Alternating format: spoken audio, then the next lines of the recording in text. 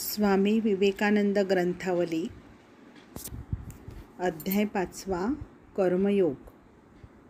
त्यातील परोपकार म्हणजे स्वतःवरच उपकार होय याचा भाग 2 पाहूयात. परोपकार हा आपल्याला केलाच पाहिजे. परोपकारच आपल्या कार्यप्रवृत्तीचा सर्वात उच्च नियामक हेतू होय. पण त्याबरोबर आपण हे मात्र नेहमी जाणून असले पाहिजे की परोपकार करावयास मिळणे एक भाग्याचीच गोष्ट होय. मोठेपणाच्या तोऱ्यात येऊन खिशातून 2 दमड्या काढून हे घे रे भिकारड्या म्हणून एखाद्या गरिबाच्या अंगावर त्या फेकून देण्याचे सत्कृत्य करू नका, तर उलट त्याच्याशी कृतज्ञतेचे वर्तन ठेवा. कारण तो गरीब असल्यामुळेच त्याला सहाय्य करून तुम्ही वस्तुतः स्वतःवरच उपकार करण्यास समर्थ होत आहात. लक्षात ठेवा की दानाने धन्य होत असतो, देणारा घेणारा नव्हे. जगावर आपल्या दयाशक्तीचा प्रयोग करण्यास वाव मिळून तुम्ही स्वतःला पवित्र व सिद्ध बनवण्यास समर्थ होऊ शकता, याबद्दल तुम्ही कृतज्ञता बाळगली पाहिजे. सर्व चांगली कार्ये ती करणाऱ्यालाच पवित्र व सिद्ध होण्यास मदत करीत असतात. आपण करून असे करणार तरी काय आहोत? एखादे इस्पितळ बांधणार, 4 रस्ते तयार करणार किंवा एखाद दुसरे अन्नछत्र उघडणार एवढेच ना? धर्मार्थ कार्यानिमित्त वर्गणी जमवण्याची व्यवस्था करून समजा आपण 20 की 30 लाख रुपये जमवले, पैकी 10 लाखातून एक दवाखाना उघडला, 10 लाख नाच तमाशा दारूत गेले, राहिल्या 10 लाखांपैकी अर्धे अधिक नेमलेल्या अधिकाऱ्यांनी गिळंकृत केले. उरले सुरले कदाचित गरिबांपर्यंत पोहोचले तर पोहोचले, आणि तरीही काय, एक सुसाट्याचा वारा 5 मिनिटात सारे काही उधळून टाकू शकतो. मग करावे तरी काय? एखादा ज्वालामुखी फक्त एकदाच कोपला तरी पुरे. तुमचे रस्ते, तुमचे दवाखाने, तुमची शहरे, तुमच्या इमारती साऱ्या तुमच्याच प्रत्यक्ष डोळ्यांसमोर समूळ उद्ध्वस्त, पार गडप. जगावर उपकार करणाऱ्याची ही बालिश बडबड आपण अजिबात बंद करूया. जग तुमच्या किंवा माझ्या सहाय्याची अपेक्षा करीत बसलेले नाही, परंतु तरीसुद्धा आपल्याला कार्य केलेच पाहिजे. लोकांवर निरंतर उपकार केलाच पाहिजे, कारण त्यात आपलेच महत् कल्याण आहे. मोठ्या भाग्यानेच साधणारी गोष्ट ती. पूर्ण होण्याचा फक्त तोच एकमात्र उपाय आहे. कुणीही भिकारी आपला एका दिडकीचाही ऋणी नाही. आपणच त्याचे सर्वस्वी ऋणी आहोत, कारण त्याने आपल्याला आपली दयाशक्ती त्याच्यावर उपयोगात आणण्याची सुसंधी दिली नाही काय? आपण जगतावर काही उपकार केला आहे किंवा करू शकतो, अथवा अमुक इसमाला आपण मदत केली आहे असे समजणे निखालस भ्रम आहे. ती एक निव्वळ मूर्खपणाची खोटी कल्पना आहे. आणि अशी खोटी कल्पना म्हणजे कष्टांना आमंत्रणच. अमुक एखाद्याला आपण सहाय्य केले असे आपण समजतो. तो आभारी होऊन आपल्याला धन्यवाद देईल अशी अपेक्षा करतो, आणि त्याने तदनुसार आपले उपकार मानले नाहीत की त्यावरूनच आपण खट्टू होतो, दुःखी होतो. आपल्या चित्तात अशांती उत्पन्न होते. का बरे? अशी प्रतिदानाची आस का बाळगावी? ज्याला तुम्ही सहाय्य कराल त्याच्याप्रती तुम्हीच कृतज्ञ व्हा. त्याच्याविषयी ईश्वरबुद्धी ठेवा. परोपकाररूपी ईश्वरोपासना करावयास सापडणे आपले महान सौभाग्यच नव्हे काय? आपण जर खरोखर अनासक्त असतो तर ह्या वृथा आशाजनित कष्टाच्या कचाट्यात आपण कधीच सापडलो नसतो, आणि आयुष्यात मोठ्या आनंदाने काही सत्कार्य करू शकलो असतो. आसक्तिशून्य होऊन कर्म आचरल्यास अशांती वा कष्ट कदापि उद्भवू शकणार नाहीत. ह्या जगाच्या सुखदुःखाचे रहाटगाडे असेच चिरकाल चालू राहणार आहे. त्याला सहाय्य करण्यासाठी आपण काही केले काय किंवा न केले काय सारखेच. वस्तुस्थिती ही अशी आहे. याविषयी दृष्टांतादाखल एक गोष्ट सांगतो. एक गरीब मनुष्य होता. त्याला धनाची गरज होती. कुठेतरी त्याच्या ऐकण्यात आले होते की जर आपण एखादे भूत कोणत्या तरी उपायाने हस्तगत करू शकलो तर त्याला हुकूम फरमावून पैसे म्हणा किंवा आणखी काय वाटेल ते म्हणा आपल्याला सहज प्राप्त होऊ शकेल.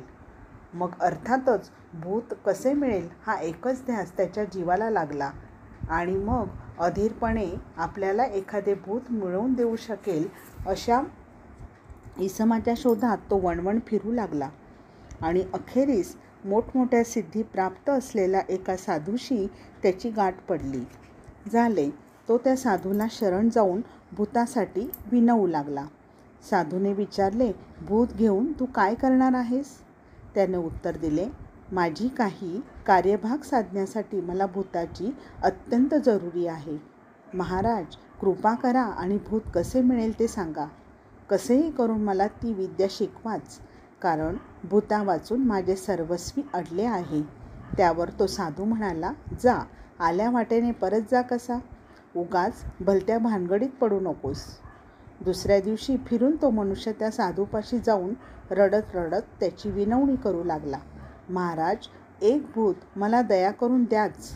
माझा कार्यभाग उरकण्यासाठी मला भूताची फारच गरज आहे हो, इत्यादी. याप्रमाणे तो सारखे धरणेच धरून बसला.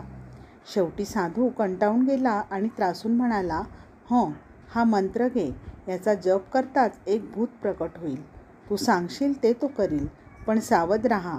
ती जात मोठी भयंकर असते. त्यांना क्षणाचाही खंड न पडू देता कामात गुंतवून ठेवावे लागते. काम देण्याची खोटी झाली की त्याने तुझा प्राण घेतलाच म्हणून समज. तो म्हणाला, त्यात काय कठीण आहे? जन्मभर पुरून उरेल इतके काम मी त्याला देऊ शकेन. असे म्हणून त्याने त्या साधूची रजा घेतली आणि तडक एका जंगलाची वाट धरली. तिथे त्याने दिवसामागून दिवस एकसारखा त्या मंत्राचा जप करण्याचा सपाटा लावला. बराच काळ लोटल्यानंतर एक दिवस तो जपाला बसला असता त्याच्यासमोर अक्राळ विक्राळ दाढांचे एक भयंकर भूत येऊन उभे राहिले आणि म्हणू लागले, मी भूत आहे. तुझ्या मंत्रशक्तीने मी तुला वश झालो आहे, परंतु लक्षात ठेव, तू मला सदा कामात गुंतवून ठेवले पाहिजे. ज्या क्षणी तू मला काम सांगू शकणार नाहीस त्या क्षणी मी तुझी चटणी करीन.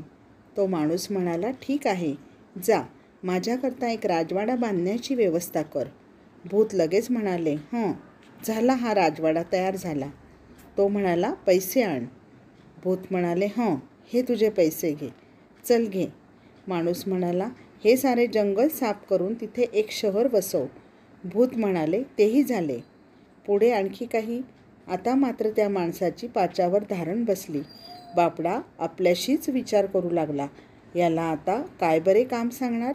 काहीच तर सांगण्यासारखे दिसत नाही आणि हा तर एक निमिषार्धात सारे काही आटपून मोकळा होतो. भूत गुरगुरले, मला काही काम सांग, नाहीतर मी तुला खाऊन टाकीन. भूताला सांगण्यासारखे काहीच काम न सापडल्यामुळे तो बिचारा भीतीने थरथर कापू लागला. शेवटी स्वारीने प्राणमुठीत घेऊन धूम पळावयास सुरुवात केली आणि अखेरीस पळता पळता तोंडी फेस येऊन धापा टाकीत तो त्या साधूजवळ जाऊन पोहोचला आणि त्याला अर्जवू लागला, महाराज, वाचवा, माझे प्राण वाचवा. हा सारा प्रकार आहे तरी काय म्हणून साधूने विचारताच मोठ्याने दम टाकीत तो उद्गारला, महाराज, त्या भूताला सांगण्यासारखे माझ्याजवळ काहीच काम उरले नाही. मी सांगेन त्या कामाचा तो क्षणार्धात फडशा उडवून टाकतो आणि आणखी काही काम न सांगितल्यास मला खाऊन टाकण्याची धमकी देऊ लागते. महाराज, या प्राणसंकटातून वाचवा दासाला. तो असे म्हणत आहे तोच, कुठे आहेस रे तू? थांब, मी तुला खाऊन टाकतो, थांब, मी तुला खाऊन टाकतो, असे गरजत गरजत भूतोबांची स्वारी तिथे येऊन धडकली. ते त्या बिचाऱ्याला गट्ट करणार नाही काय? तो चळचळा कापू लागला आणि आपले प्राण वाचवण्यासाठी साधूची काकुळती करू लागला. त्यावर तो साधू म्हणाला, बरे तर मी तुला एक उपाय सांगतो, ऐक. ते बघ, ती वाकडी शेपटी असलेले ते कुत्रे, झटकन तुझी तलवार उपस आणि त्याचे शेपूट कापून त्या भूताला ते सरळ करायला दे. त्याप्रमाणे त्या माणसाने समोर असलेल्या त्या कुत्र्याचे शेपूट छाटून भूताच्या हवाली केले व हे सरळ करून आण म्हणून त्याला फरमावले. भूताने ते घेतले आणि हळूहळू मोठ्या काळजीपूर्वक ते सरळ केले. पण काय, सोडून देण्याचाच उशीर, ते परत आपले वाकडे ते वाकडेच. फिरून त्याने मोठ्या प्रयासाने ते सरळ केले. हाता वेगळे करण्याचा प्रयत्न करताच फिरून आपले जैसे थे. खूप धीर धरून त्याने ते पुन्हा सरळ केले, पण सोडून देताच पुन्हा ए रे माझ्या मागल्या. याप्रमाणे दिवसामागून दिवस त्या भूताने शिकस्त केली, पण व्यर्थ. अखेरीस अगदी मट्ट्यास येऊन ते म्हणाले, बापरे, साऱ्या आयुष्यात मी कधी अशा मुश्किलीत पडलो नव्हतो. मी एक जुने कसलेले भूत आहे, परंतु उभ्या आयुष्यात मला ही अशी पंचाईत आजपर्यंत कधीच पडली नव्हती. आपण आपसात तडजोड करून टाकू. तू मला सोडून दे. मीही तुला जे काय दिले आहे ते सारे तुला कायमचे देऊन टाकतो आणि वचन देतो की मी तुझे कधीही अनिष्ट करणार नाही. आंधळा मागतो 1 डोळा आणि देव देतो 2. त्या माणसाला तरी आणखी काय पाहिजे होते? बिचाराचा जीव एकदाचा भांड्यात पडला आणि सारे अगदी मनासारखे झाल्यामुळे संतुष्ट होऊन मोठ्या आनंदाने त्याने त्या भूताच्या योजनेस तोंडभर होकार दिला. आपले हे जग देखील त्या कुत्र्याच्या वाकड्या शेपट्याप्रमाणेच आहे. लोक शेकडो वर्षापासून ते सरळ करण्यासाठी जंग पछाडीत आहेत, परंतु ज्या क्षणी ते त्याला सोडून देतात त्या क्षणी ते फिरून आपले वाकडे होऊन बसते. आणि मी म्हणतो, याखेरीज होणार तरी काय नि कसे? आसक्तीशून्य होऊन काम कसे करीत असतात हे लोकांना प्रथम माहीत असावयास हवे, तरच त्यांच्यात दुराग्रह आणि स्वमतांधता शिरकू शकणार नाही. जर आपण अशी पक्की खुणबाट बांधून हे जग म्हणजे कुत्र्याचे शेपूट असून ते कालत्रयी सरळ होणे शक्य नाही, तरच आपण कधी एककल्ली कट्टर बनणार नाही. दुराग्रही स्वमतांध लोकांच्या हातून कधी खरे कार्य होत नसते. जगात जर असली स्वमतांधता नसती तर सध्या आहे त्यापेक्षा जगाची स्थिती कितीतरी उन्नत होऊन गेली असती. स्वमतांधतेने जगाच्या उन्नतीस हातभार लागू शकतो असे समजणे म्हणजे शुद्ध भ्रांतीच होय. ते सपशेल चूक आहे. तिच्यामुळे काही साधतच असेल तर एवढेच की जगाच्या प्रगतीच्या मार्गात काटे पसरतात. उन्नतीच्या मार्गावर जगाची पिछेहाट होते, कारण तिच्या पोटी घृणा क्रोधादींचा जन्म होतो आणि लोक आपसात रण माजू लागतात. स्वमतांधतेने माणसाच्या हृदयातील परस्पर सहानुभूतीच्या भावाला ओहोटी लागून तो पार सुकून जातो. ती आपल्याला परस्पराप्रती सहानुभूती संपन्न होऊच देत नाही. एकदा तिची बाधा झाली की आपण जे काय करतो अथवा आपले म्हणून जे काही आहे तेच साऱ्या जगात सर्वश्रेष्ठ असे आपण समजू लागतो आणि आपण जे काही करीत नाही अथवा जे काही आपले नाही ते काहीच कामाचे नाही असे म्हणून आपण त्याला अपदार्थ लेखू लागतो, सर्वस्वी अग्राह्य ठरवून टाकतो. अतएव ज्या वेळी दुराग्रहाकडे स्वमतांधतेकडे तुमच्या मनाचा कल होईल त्यावेळी ती त्या कुत्र्याच्या शेपटाची गोष्ट आठवा. जगासाठी तुम्ही व्यग्र होण्याची किंवा खाणे पिणे झोपणे सोडून चिंतातूर होण्याचीही काहीच आवश्यकता नाही. ते आपले सुरळीत चाललेलेच राहील याविषयी अगदी निश्चिंत असा. तो दयाघन प्रभू परमेश्वरच या जगाचा शासनकर्ता व रक्षणकर्ता आहे. म्हणून हे सारे नाना प्रकारचे स्वमतांध दुराग्रही लोक काहीही म्हणेनात का, तोच ह्या जगाच्या सुव्यवस्थेकडे आणि योग्य संचलनाकडे लक्ष ठेवील. स्वमतांधता, दुराग्रह आणि एककल्लीपणा ज्यावेळी तुम्ही टाळाल त्याचवेळी खरे कार्य करण्यास तुम्ही पात्र ठराल. लक्षात ठेवा की जो सहजासहजी वाहवत नाही, जो शांत प्रकृतीचा असतो, सर्व बाजूंनी सारासार विचार करून कार्य करण्याचा ज्याचा स्वभाव आहे, ज्याचे ज्ञानतंतू सहजासहजी उत्तेजित होत नसतात आणि जो निरतिशय प्रेम सहानुभूती संपन्न असतो, फक्त तोच मनुष्य या जगात महत् कार्य करून तद्वारा स्वतःचेही कल्याण साधू शकत असतो. स्वमतांध लोक निर्बद्ध असतात. त्यांच्या ठिकाणी सहानुभूतीचा ओलावा नसतो. ते जगाला तर सरळ करू शकत नाहीत, पण स्वतःही पवित्रता व पूर्णता प्राप्त करून घेण्यास अपात्र ठरतात.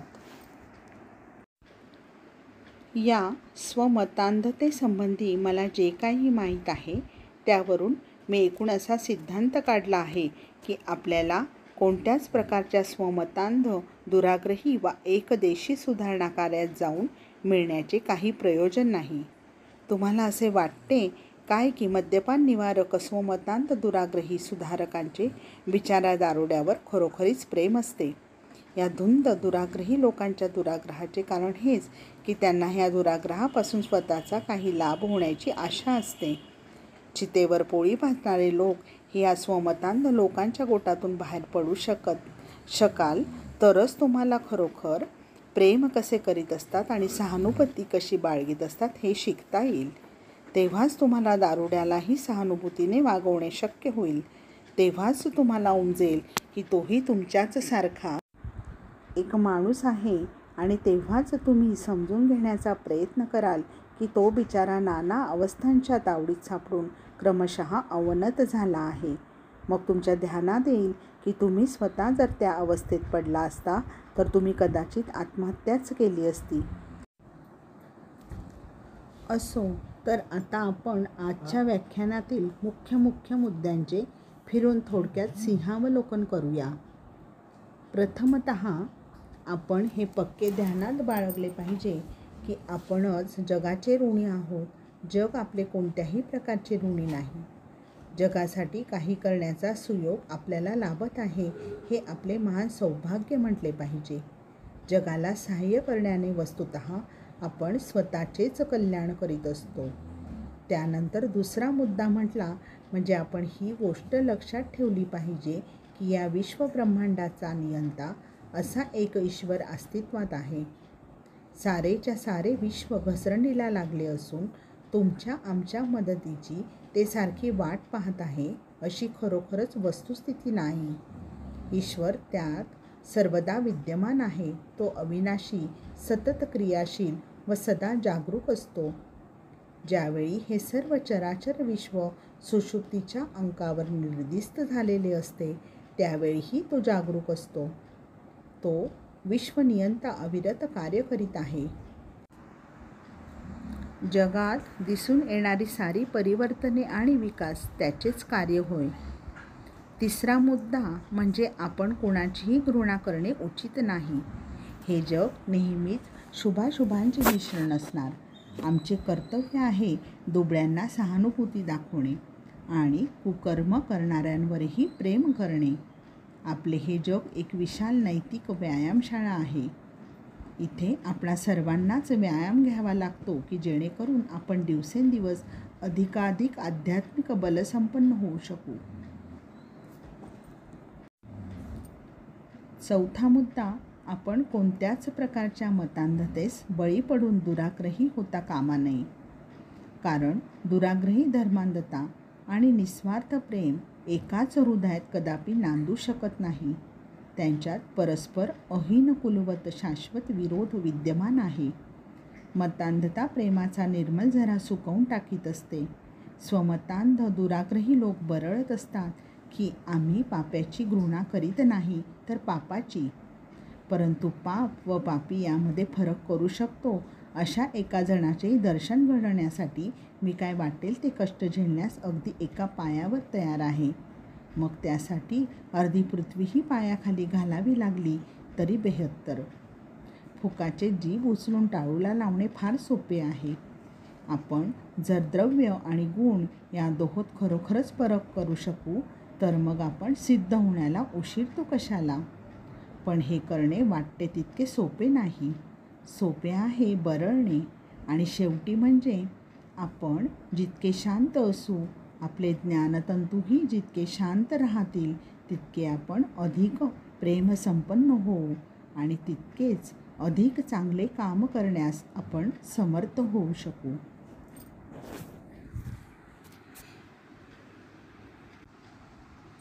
अशा प्रकारे कर्मयोगातील परोपकार म्हणजे स्वतःवरच उपकार होय हे विवेकानंदांनी अतिशय सुंदर उदाहरणांनी आपल्याला समजावून सांगितले आहे.